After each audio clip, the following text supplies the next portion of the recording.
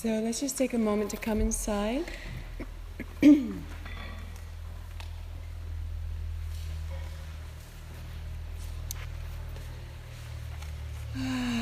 a deep breath in and let it out with a big sigh.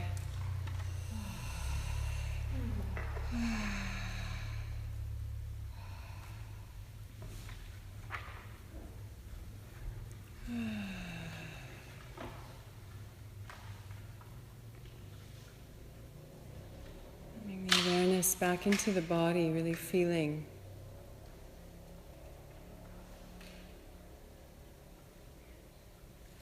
Listening. Breathing.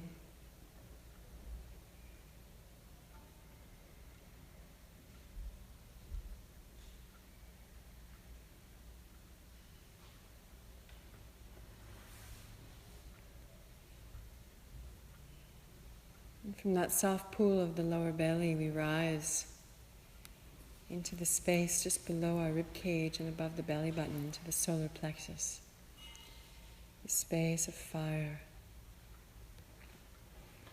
I invite you in your mind's eye to visualize a little flame burning in the center of your being, like a candle, and just watching the energy of that frequency of fire, observing what are the qualities,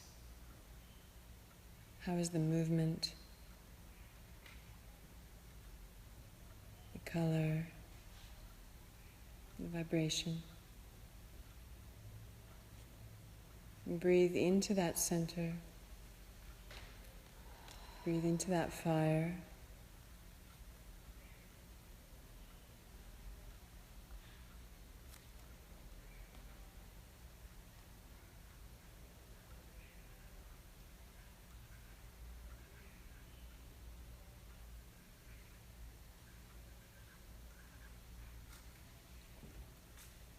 You might then allow that fire, that flame, to start expanding and growing.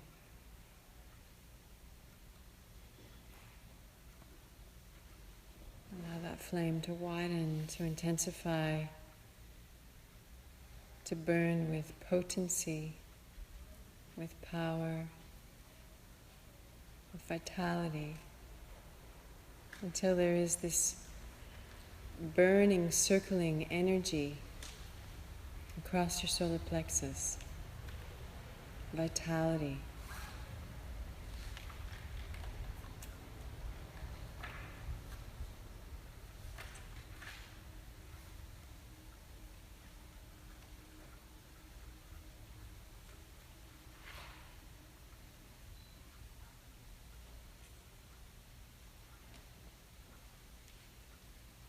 And see if you can hold that image for just another few breaths and yet keep that fire contained within this circular shape of your Manipura chakra, so that it's not burning down into the water or up toward the air, but it's contained.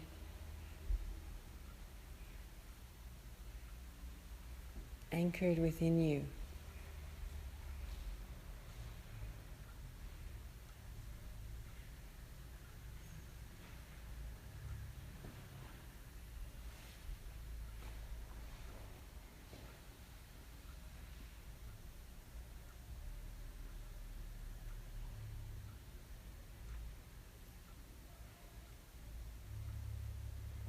As you're ready, opening the eyes.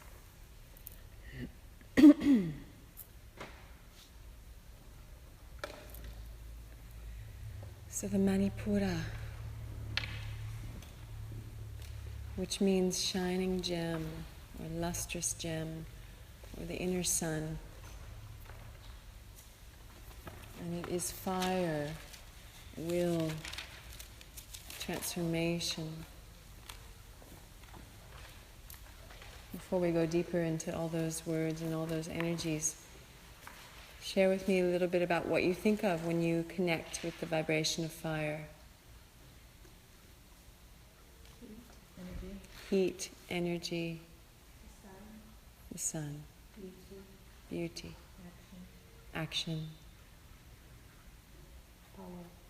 wildness, wildness, power, active. Anger. Huh? Anger. Anger.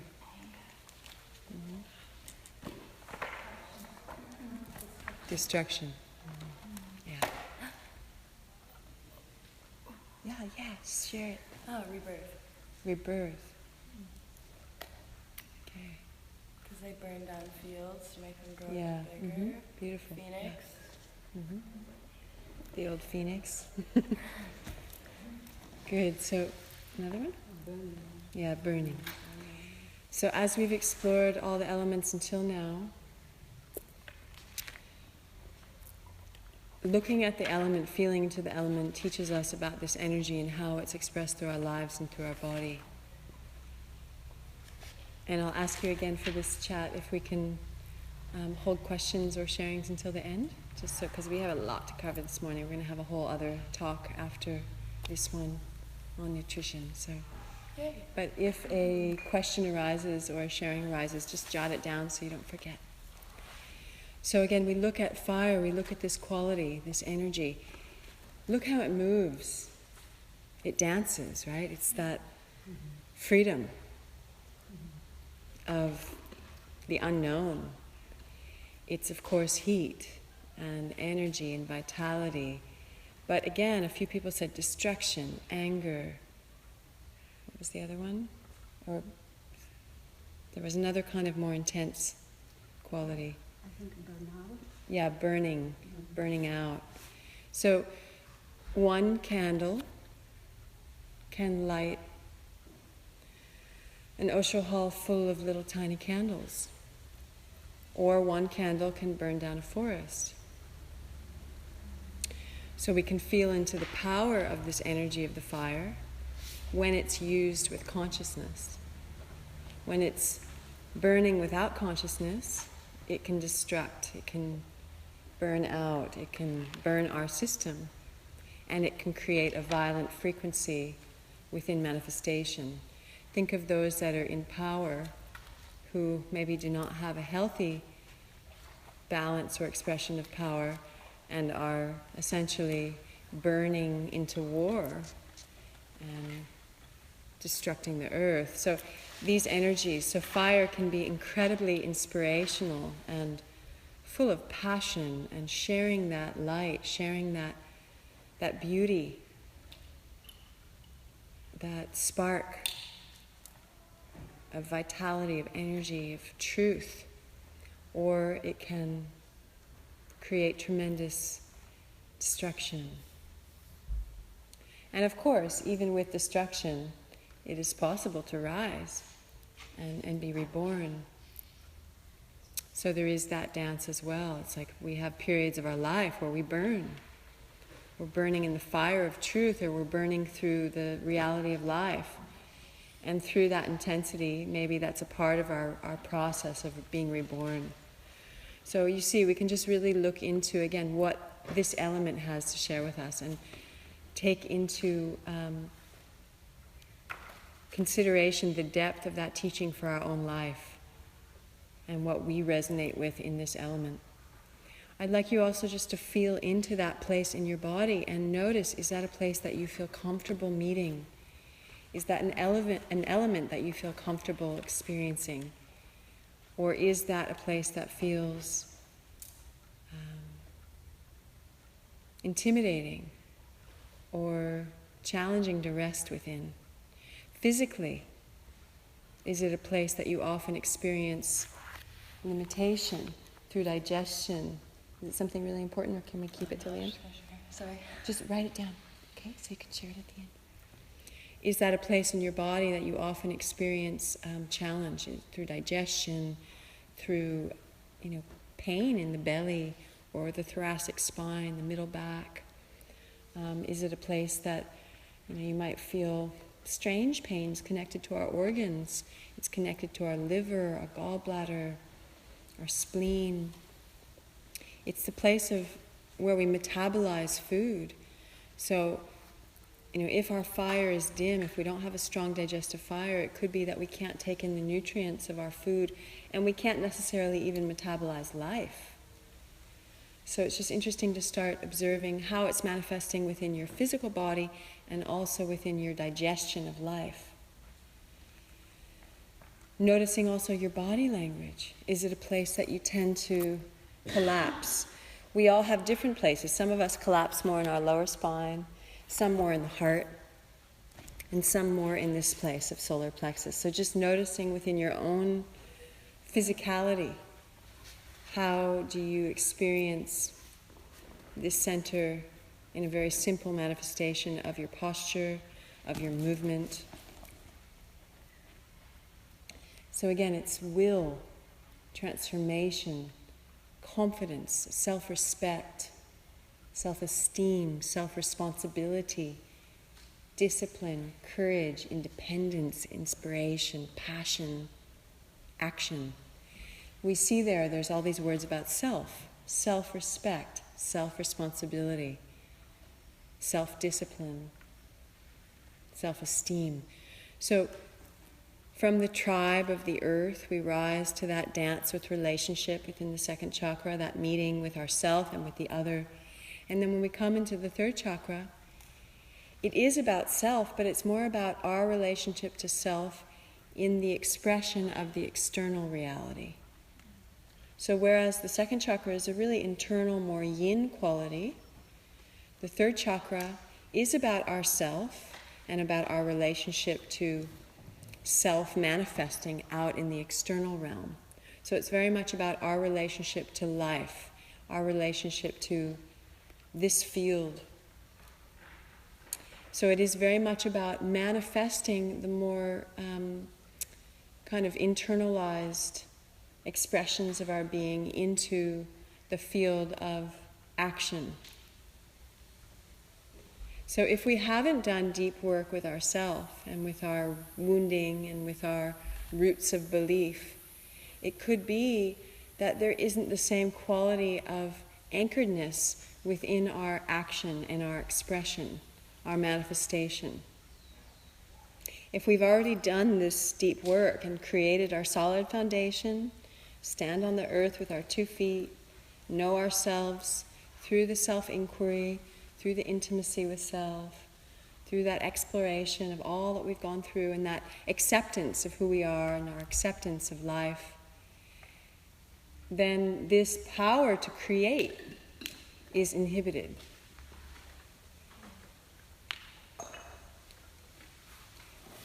So this center, in a way, mediates between the external and the internalization of consciousness. Because we are consciousness. We've talked about it already in many different ways. This dance of life is just a play of consciousness. So we are little vessels where this consciousness has the experience of celebrating humanness, of celebrating this dimension in form, in matter. So this center is very much about that internalization of consciousness and expressing it in the external field. So one of the questions that we can look at here when we go into this work is how we stand within ourselves and how we take care of ourselves. How do we offer that self-care to our being? Because again, self-responsibility, self-respect, self-esteem, self-discipline, self-confidence. If we are lacking those pieces, if we're lacking self-confidence, if we're lacking self-esteem, if we're lacking self-respect, then in a way this fire will be quite dim and it will be quite collapsed. The energy around our power will be depleted. So a question that we have to embrace when we work with the Manipura is, what is our level of self-care? Are we listening to what we need? Are we honoring our boundaries? This place is a lot about boundaries. Creating space for what we need. Respecting our space, respecting our field. So if we're not honoring our boundaries, if we're not honoring our needs, if we're not respecting our rhythm with life, and if we lack that confidence and that self-esteem, again, we can experience this as a collapsed energy. Remember, we looked at the tamas and the rajas yesterday. So rajasic energy is fire.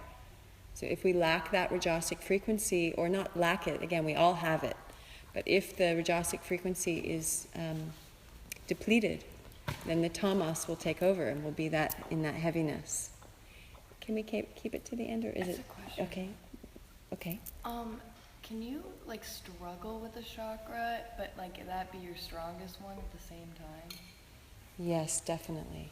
Okay. But I'm going to answer it later. Do you Okay. mind? Can Yeah, you write totally. it? Can you write it down? Because that's a really important question. Just sometimes I get into the flow, and if I get I'm sorry. I no totally like that no too. apologies, but then I kind of lose myself. But that's a great question for after. So that question is an important piece for our work now. Is how do we take care of ourselves, and are we listening to our needs? Another question is that exploration of our choices that we explored in the second chakra. And here we can look at, do our choices enhance our connection to spirit, or give more weight into the external, we can say, illusion? Because again, Patanjali would say that all that really is true is our connection to Source. It's not that we don't live in this dimension. We do, we live here. And yet, remember, anything that can be taken away from us, Patanjali would say, is a belief in something that is more illusory, right? So again, our body can get sick and die. Our limbs can be taken, as you expressed, one teacher invited you to look at. Our money can be taken away, our family can be taken away. Everything that can be taken away is ultimately something that we are maybe finding security from that is illusory. These are all beautiful aspects of life. So it's not that we can't honor them as such. It's a beautiful reflection of being human. And yet, are we giving all of our energy and all of our power to those things that can be taken? Or are our choices supporting that presence of spirit and that guidance of Source? So these are interesting places to explore within yourself again. Are you giving more power to the external illusory reflection of life, or to spirit?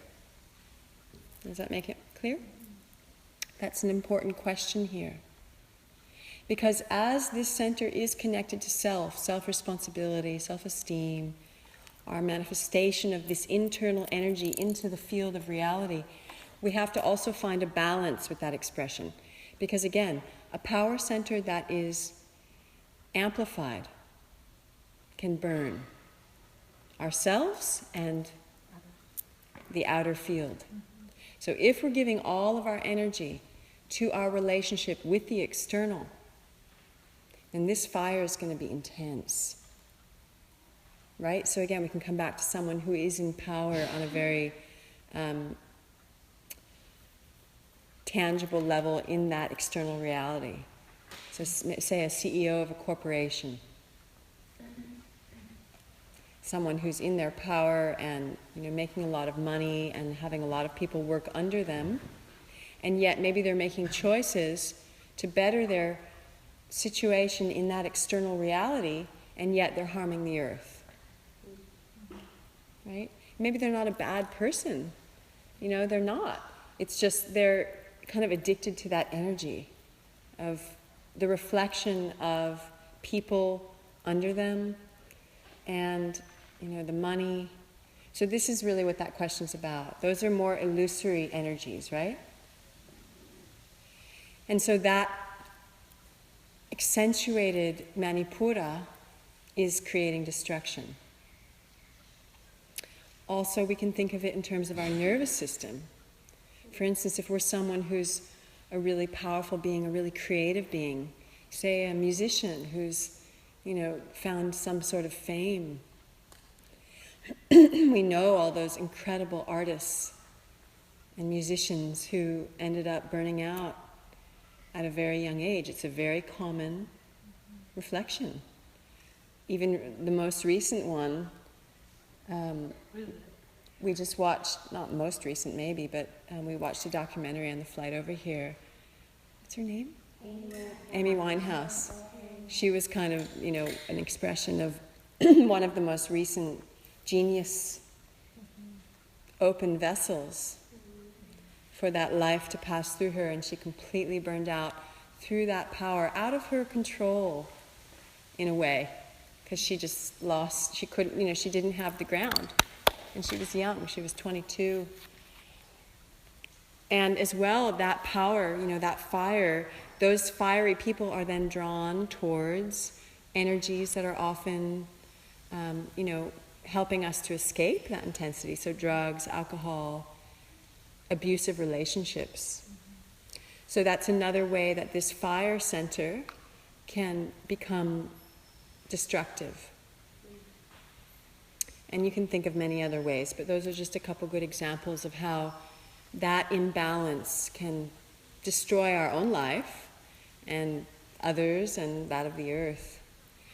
On a more gentle level, someone who works a high-powered job and again is more in that rajasic energy that we spoke about yesterday, drinking coffee, smoking ciggies, and running to get to their job, and running constantly, not really finding that ability to rest.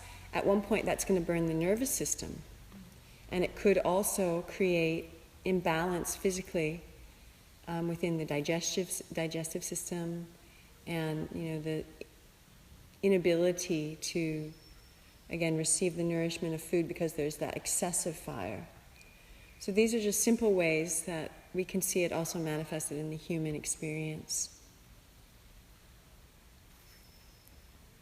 So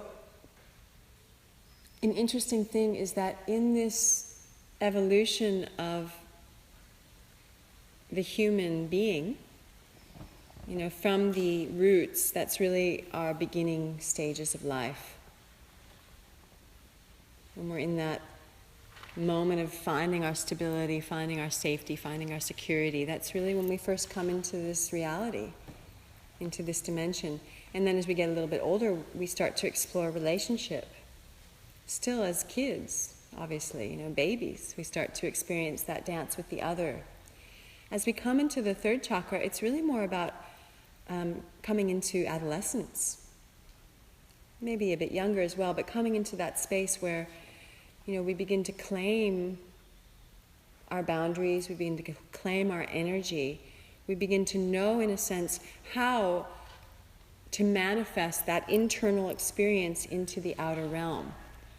Even you can see small kids who start to find their expression through dance, through song, through movement, through sports. That's kind of that expression of the inner energy out into the reality. And through that process of maturing energetically and spiritually, we crave rites of passage. We look for initiation. And often in society, it's quite twisted because, there's so many young people looking for something to help them rise into their power. So often, again, drugs and alcohol are the main initiation that is available. In cultures that have the awareness of this need, young women who come into their menstrual process, they're honored. They're held by the circle of women and shared with wisdom what's happening to their body and how they can start to embrace this process to be initiated into that next phase. Young men and women are often sent into the forest to, fend for themselves and explore that independence and that survival. So these are rites of passage that in a way our spiritual being is longing for, to come into another level of spiritual maturity. That's very much this center. It's our fire is thirsty for growth and for that next level of understanding how we can bridge the internalization of our consciousness into the external field. But it's really strong to look at society, especially Western societies, and how it's become so warped. You know, young kids are coming into sexual expression so early as a way of kind of, you know, trying to figure it out without much guidance or support. Also, the media creates a very strong misunderstanding about sexuality and about that expression of that energy and a healthy process of spiritual and physical maturing. So these are just some ways to again see how this power center has been misguided and amplified into certain frequencies. Because again, that can then be a burnout. Young kids taking drugs really early. You know, I mean, we've all had our moment, right? We've all had our moment of exploration and experience drugs or experiencing alcohol, and maybe that's a part of it. But it's pretty intense to see how young kids are experimenting, and with intense, harder drugs. Their bodies aren't even near fully formed. And it's pretty strong. I worked for a little bit with kids of alcoholics and drug abusers, and I worked for a while in a center for teens. And you know, it was heartbreaking because there were a few kids that would go on benders with acid and different really intense substances, and you could see how much brain damage they'd already done. And I honor LSD as also a medicine in appropriate moments when we're already, you know, mature enough to make that choice. But to see, you know, a 15-year-old, 14-year-old who had already really affected his life path was such a strong reflection. So this is another interesting way to see that we're longing for rites of passage. We're longing for initiation because our spirit wants to grow, our spirit wants to expand. So this is just something for us to be aware of, you know, as we support the young people. Verlan has a very strong call to work with young men. I also have a strong call to work with young women. And often young women are drawn to this space, and I feel so grateful, because if I, you know, at 19, 20, if I had someone tell me these things, I would have been pretty grateful. I came onto the path quite young, but still, there were many pieces that I would have appreciated knowing earlier on. So if you feel drawn to share with young people, we inspire you to do that, because they're looking for role models. I feel like I can do that for young people. Yes, Young you girls. should. Definitely think You so. should. Have a lot of life experience. Yes, absolutely. And maybe that's why you're here, you know? So we have to share this light with the young people, because again, we can light a candle with our own light, and then they can pass that candle on, and they can pass that candle on. And instead of creating destructive forces, we can spread the consciousness of who we are and what we're meant to be doing on this planet. So that's the inspiration of the third chakra. That's this passion and this beauty. So fire in its essence is beautiful. And yet, again, it can be expressing itself also as anger and as destruction. So through our own internal body as well, if we're not necessarily allowing ourselves to settle into the water and the earth and really give ourselves that space, then it can be that this fire then is excessive within our own body emotionally. So we feel anger and restlessness and resentment and blame and judgment, comparison.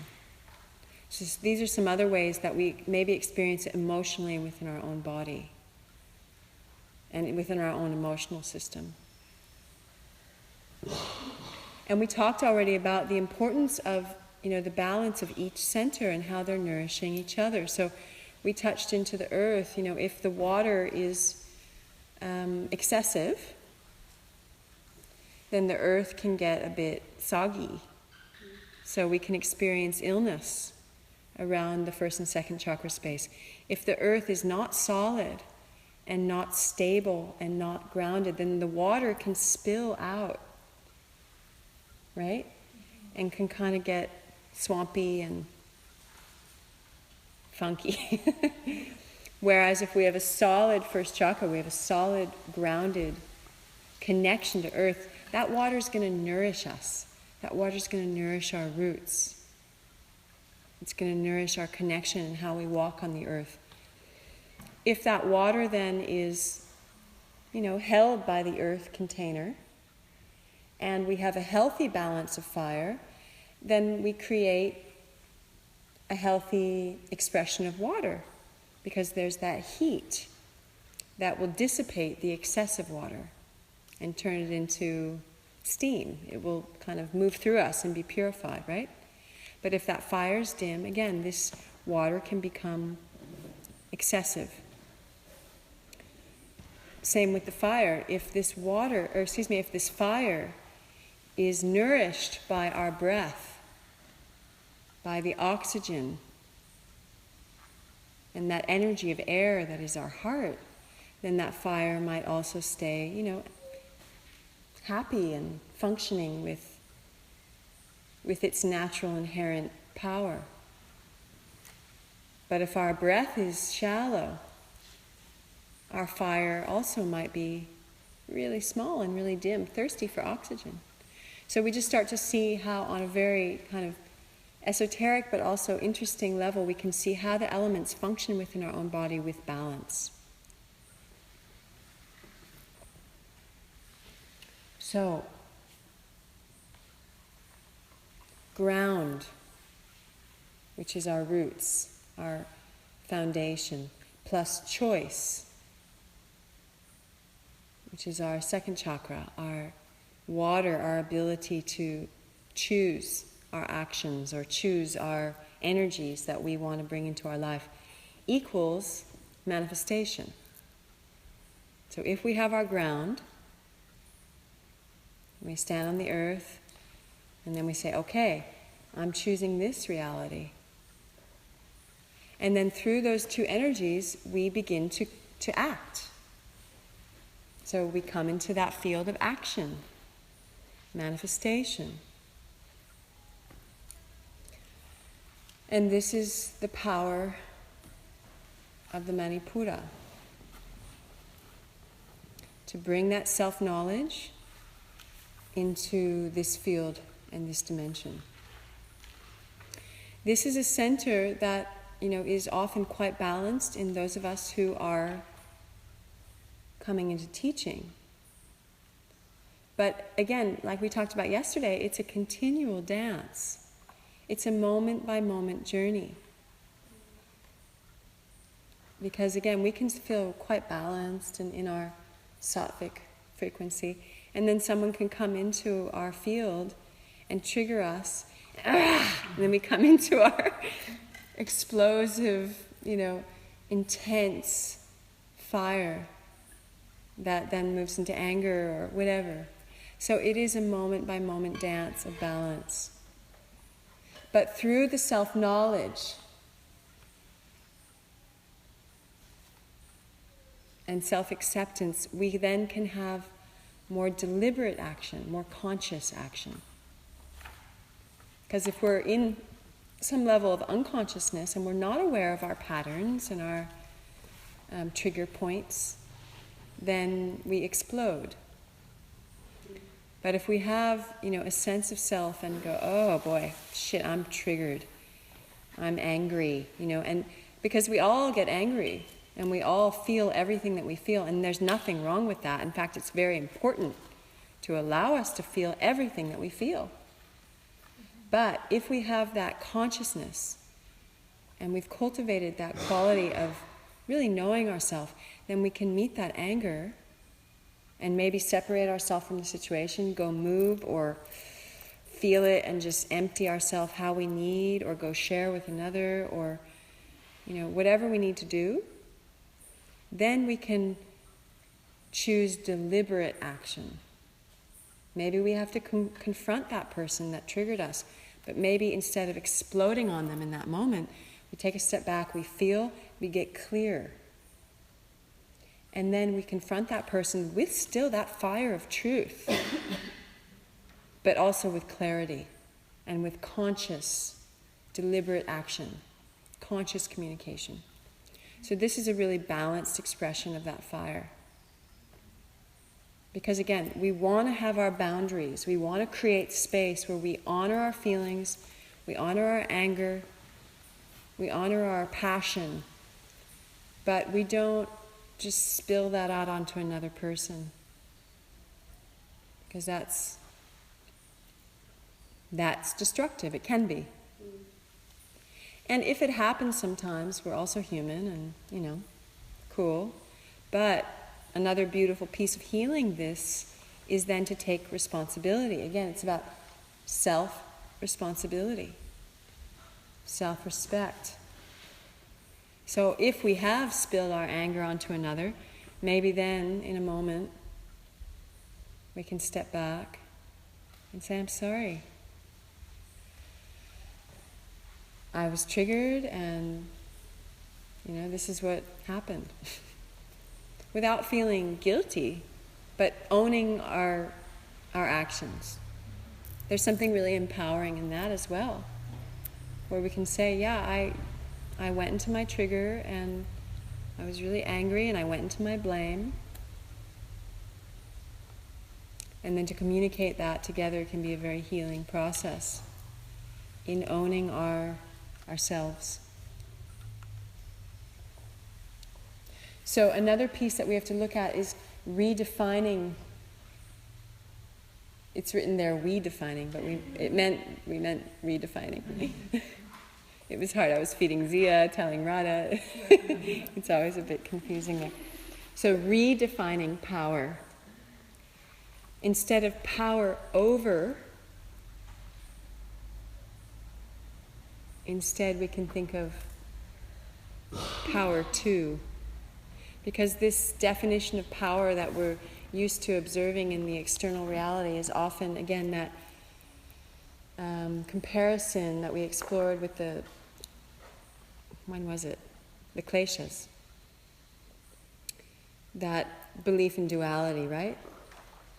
We talked about that illusory sense of pride, of I'm above. So redefining power, instead of power over another, we can think of it as power to create, power to live in vitality, power to express ourselves, power to manifest, power to be in truth, and yet with dignity, integrity, and self-respect. This is true power. Also power to be vulnerable. Because we often think of power as this very masculine energy. And as a frequency, the fire is more masculine if we think of it compared to the water. The second chakra is more yin, third chakra is more yang, of course. The sun is yang. And yet, there's also tremendous power in the capacity to be vulnerable, to be soft, to be receptive. And a person that has that capacity to say, I'm really vulnerable right now, and I'm really, whoa. That's so inspiring and empowering. Because again, we have to embrace the full spectrum of what we are. If we're only in that frequency of yang, power, doing, that's only one aspect. So, redefining power as integration and wholeness. When we can embrace the wholeness that we are, the vulnerability and the inspiration and passion. The collapse, moments where we do collapse, and the vitality. This is also powerful. To sometimes say, yeah, I'm collapsed, and I get home sometimes, and I'm exhausted in these days. Milan and I look at each other, and we're just like, whoa, we're trying to get Zia in bed, and feeding our daughter, and showering the kids, and luckily we have Milan's sister with us these days to help us out in that space, because it's pretty intense to leave this field where we're inspired in our passion, and then from the ecstasy to the laundry, right? From the space of passion into total mundane life. So it can be really intense, that dance. But it's also, that's actually the spiritual work. To be able to show up in presence when we're changing the diapers and when we're washing the dishes and being in that collapse. Because I feel sometimes really exhausted. Can I just be in the exhaustion and not get pissed and blame my 6-year-old or, get triggered by whatever? So that's a really interesting spiritual teaching for me at this moment in time. Because I can see I get short, right? We're tired, so we get short. So my big practice right now is very much with my daughter, Munai, who's 6, and she's also a Leo, so she's just out there in her fire, and I'm like, just get in bed. And she's jumping on them, and I'm just like, but that's the work. Can I contain my collapse and not blame her?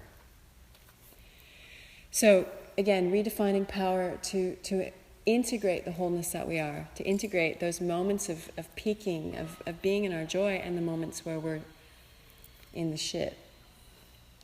That's powerful. Another piece, and then I'm going to open you guys for just a few minutes if any questions and sharings that we need to complete with.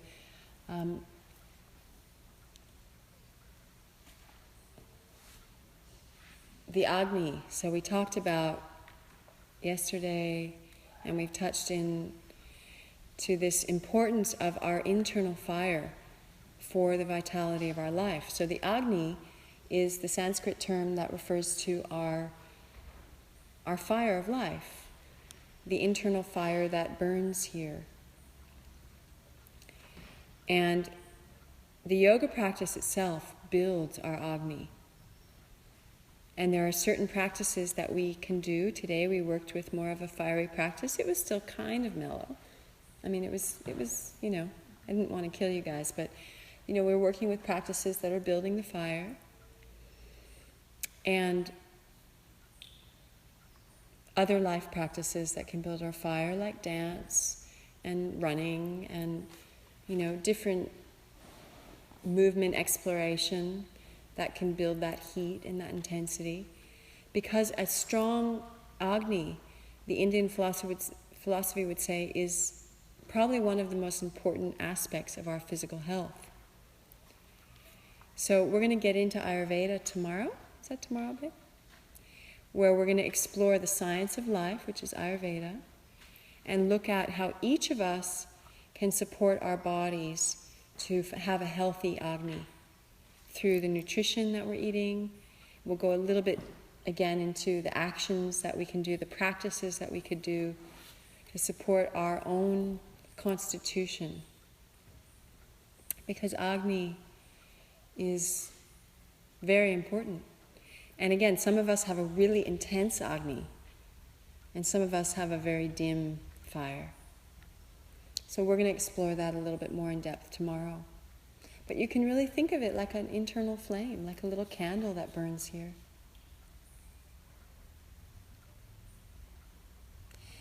The last piece I have written there is physical being unified with consciousness is power. So again, we are in this dimension. We are in this physical body. And the work of the yoga is also about embodiment. And through that embodiment, we are empowered. Through that celebration of being in this form, and again saying, yes, I am here. I embrace my life, and I am willing to co-create my reality. Through the choices I make, through the thoughts I think, through the beliefs I have, through the people I surround myself with, through the food I take into my body, through the actions I am making. So this is embodiment. So consciousness and that physical embodiment is another real powerful expression of vitality, of this true power. Because again, when we bring that level of consciousness into action, consciousness into how we're living and how we're treating ourselves, this is true power. Because we say, no, that's not for me. We can create boundaries. We have the power to say no, and we have the power to say yes. Yes to this life. Yes to our beauty. Yes to our gifts. Yes to our dharma. Because we're all so beautifully unique. And yet we're all also so much the same.